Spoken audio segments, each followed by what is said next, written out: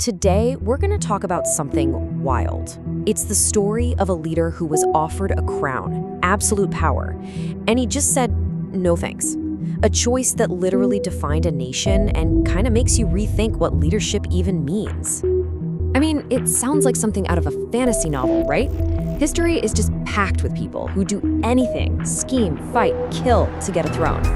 So what are we supposed to make of a guy who wins this huge war, gets offered a crown on a silver platter, and just turns it down?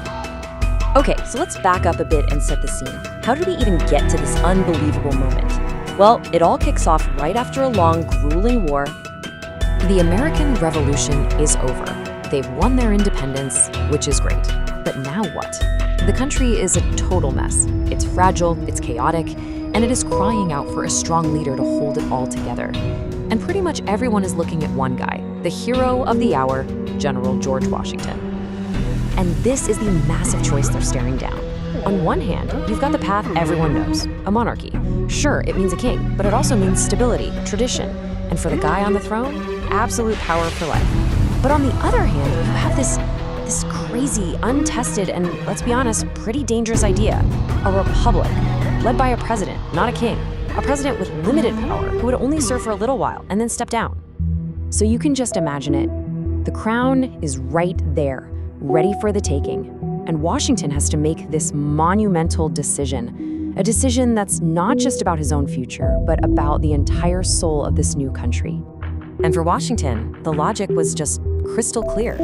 He's thinking, wait a minute, we just fought a whole war to get rid of a king. If he turned around and accepted a crown himself, it wouldn't be a victory at all. It would be a total betrayal of everything they had just fought and died for. So he didn't just say no, it was a firm no.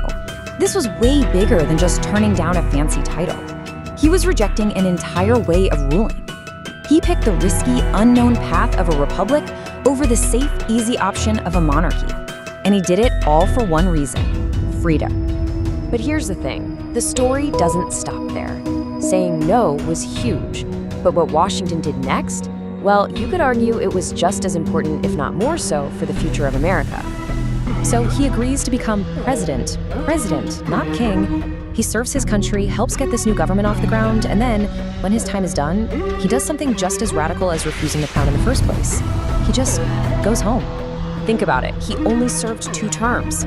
By just walking away from the most powerful job in the country, he set this incredible precedent. He established a core idea of democracy, the peaceful transfer of power. He showed everyone that leadership isn't something you own forever. It's a responsibility you hold for a little while. And where did he go? Not to some fancy palace to live out his days, nope.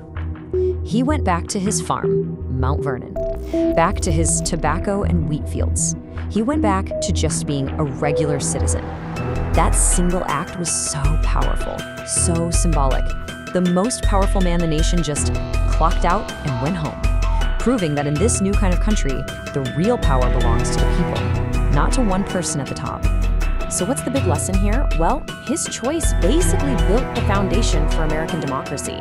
He showed the world that real strength isn't about grabbing power and holding on for dear life. It's about having the guts and the character to let it go. And that's maybe the biggest leadership lesson of all, knowing when your time is up.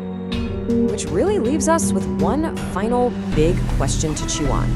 In a world that's so obsessed with getting power, Washington's story makes you stop and ask, what's the point of it all? Is power about ruling over people, or is it about serving them and knowing when it's time to walk away?